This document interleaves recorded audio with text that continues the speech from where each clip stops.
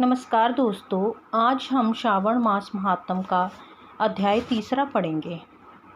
वक्रतुंडे महाकाय सूर्यकोटि संप्रभ निर्विघ्नं कुरु मे देव सर्वकार्येषु सर्वदा।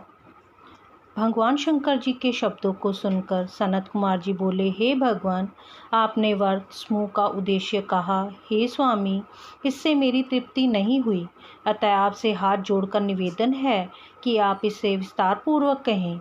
हे देव, आप ऐसा खोलकर समझाएं जिसे सुनकर मैं धन्य हो जाऊं, कृतकृत्य हो जाऊं। इस पर सुरेश्वर ने सनत कुमार से कहा, हे योगीश, जो विद्वान श्रावण मास नक्त व्रत कर व्यतीत करता है वह 12 मासों में इस व्रत का फल भोगता है। दिवस की समाप्ति के दिन 3 घटी पूर्व रात्रि भोजन नक्त व्रत के नाम से जाना जाता है।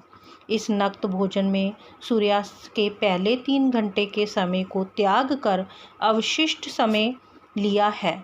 सूर्यास्त के पहले के 3 घंटों को संध्या काल कहा है। आहार, मैथुन, निद्रा तथा स्वाध्याय, इन चारों कार्यों को सायंकाल में बिल्कुल नहीं करना चाहिए। अब मैं गृहस्थ एवं सन्यासी के भेद से 2 प्रकार के नक्त भोजन की अवस्था तुमसे कहता हूँ। ध्यानपूर्वक सुनिए। जब सूर्य नारायण के मंद हो जाने पर अपने शरीर की छाया 2 गुनी हो जाए, उस समय सन्यासी के लिए नक्त भोजन व्रत कहा गया है। शास्त्रों में गृहस्थी के लिए नक्षत्र उदय होने पर रात में किए जाने वाले भोजन को नक्त भोजन व्रत बतलाया है। ये तो रहा गृहस्थियों के लिए। अब शास्त्रों ने जो कुछ सन्यासियों के लिए कहा है उसकी अवस्था मुझसे सुनो। रात्रि काल में निषिद्ध हो जाने से दिन के अष्टम भाग में भोजन का विधान है। गृहस्थियों की विधि द्वारा रात में नक्तव्रत करना चाहिए। सन्यासी, विधवा तथा विदुर पुरुष सूर्यास्त से पहले भोजन करें। पुत्रवान, आश्रयहीन तथा स्त्री विहीन पुत्रवान विदुर रात्रि में बिल्कुल भोजन न करें, क्योंकि पुत्रवान भी आश्रमी ही होते हैं। विद्वानों को चाहिए कि स्वाधिकार अनुसार नक्तव्रत करें। श्रावण मास में नक्तव्रत करने वाले प्राणी को उत्तम गति की प्राप्ति होती है। श्रावण मास के आ जाने पर पहले प्रतिपदा तिथि में प्रातःकाल ये संकल्प करना चाहिए, हे श्रावण मास में 1 मास तक ब्रह्मचार्य व्रत धारण करके प्रतिदिन प्रातःकाल स्नान करूँगा। नक्तव्रत रात्रि शयन तथा प्राणियों के साथ दया का व्यवहार करूँगा। प्रभु, यदि मैं इस व्रत के आरंभ होने के पश्चात और उसकी समाप्ति से पहले मर गया तो हे दीनानाथ जगतपते, उस समय आपके प्रसाद से मेरा ये व्रत परिपूर्ण हो। इस प्रकार मास के आरंभ में संकल्प करके नक्तव्रत करना चाहिए। भगवान शंकर ने कहा है, इस प्रकार नक्तव्रत करता हुआ व्यक्ति मुझे अति प्रिय हो जाता है। अति रुद्र से ब्राह्मण द्वारा या स्वयं रुद्र का 1 मास तक भी अभिषेक करता है। हे ब्राह्मण, इस पर मैं अत्यधिक प्रसन्न होता हूँ, क्योंकि जैसा कि तुम जानते ही हो, मुझे जलधारा अति प्रिय है। या रुद्र का हवन करें, क्योंकि ये वह मुझे प्रीति वाला है। इस मास को जो प्राणी अधिक स्वादिष्ट भोजन या उपयोग की जो वस्तु हो उसे संकल्प द्वारा ब्राह्मण को देकर उसका त्याग करे, वह मुझे बहुत प्रिय है। हे ऋषिराज, अब मैं तुमसे उत्तम लक्ष्य पूजा की विधि कहता हूँ, सुनो। लक्ष्मी की प्राप्ति की इच्छा वाले मनुष्य को बिल्वपत्रों से, शांति की कामना वाले को दुर्वाओं से तथा आयु की इच्छा वाले प्राणी को चंपा पुष्पों से भगवान श्री हरि की पूजा करनी चाहिए। जो प्राणी विद्या प्राप्ति की इच्छा रखता हो उसे मल्लिका तथा चमेली के पुष्पों से अर्चन करना चाहिए।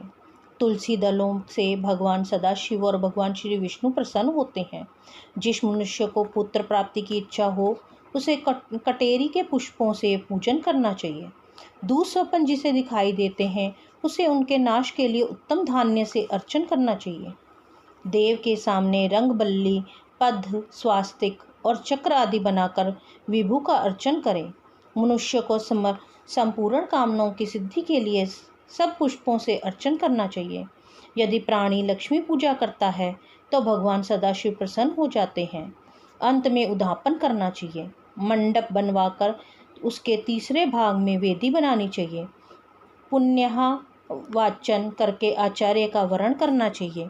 मंडप में प्रविष्ट होकर रात्रि में गाना बजाना चाहिए तथा वेद पाठ में जागरण करना चाहिए। वेदी पर उत्तम चतुर्लिंग तो भद्र बनाकर उसके मध्य में चावलों से सुंदर कैलाश बनाना चाहिए। उस वेदी में यथास्थान खूब चमकीला तांबे का कलश स्थापना करना चाहिए। उसमें पंच पल्लव तथा सूक्ष्म वस्त्र रखना चाहिए। उसमें पार्वतीपति भगवान सदाशिव को सोने की मूर्ति का पंचामृत में स्नान करवाकर स्थापित करके अर्चन करें। नैवेद्य युक्त धूप दीप गीत वाद नृत्य तथा वेद शास्त्र पुराण द्वारा रात में जागरण और प्रातःकाल स्नान करना चाहिए। पवित्र शास्त्रोक्त विधान से वेदी बनानी चाहिए। तिल घृत पायस मूल मंत्र गायत्री शिव सहस्त्र नाम से हवन करना चाहिए। शर्करा एवं घृत युक्त चावल से हवन करना चाहिए। फिर हवन कर पूर्ण आहुति कर देनी चाहिए। प्रातः वस्त्र अलंकार भूषण से आचार्य का अर्चन करना चाहिए। ब्राह्मणों को पूजन करके उनको दक्षिणा देनी चाहिए। जिन मंत्रों से उमापति की लक्ष्य पूजा की है अब उस चीज़ का दान करना चाहिए। सोने की मूर्ति बनाकर भगवान श्री सदाशिव का अर्पण करना चाहिए। यदि 1 मास का दीप जलाया हो तो उसे दान में दे देना चाहिए।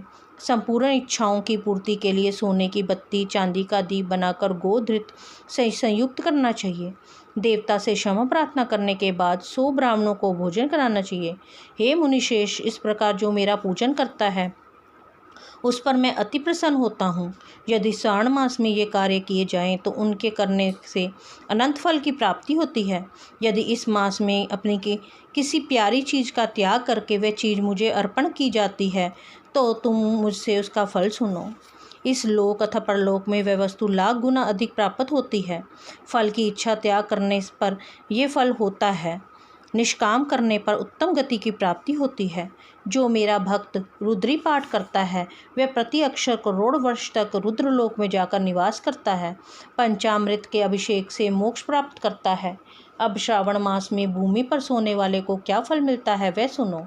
हे योगीश, मूंगे या हाथी दांत से बनी हुई या चंदन की बनी हुई नवरत्न से जुड़ी हुई मृदु गुरुड़ चिन्ह के संपन्न कपड़े वाली रुई से भरी हुई गद्दे युक्त रमणीक झालरदार तकियों से संपन्न शैया उसको प्राप्त होती है। वह शैया उसे सुंदर स्त्री अन्न रत्नों से भूषित मिलती है। इस श्रावण मास में जो ब्रह्मचर्य से रहता है उसका वीर्य अत्यधिक पुष्ट होता है।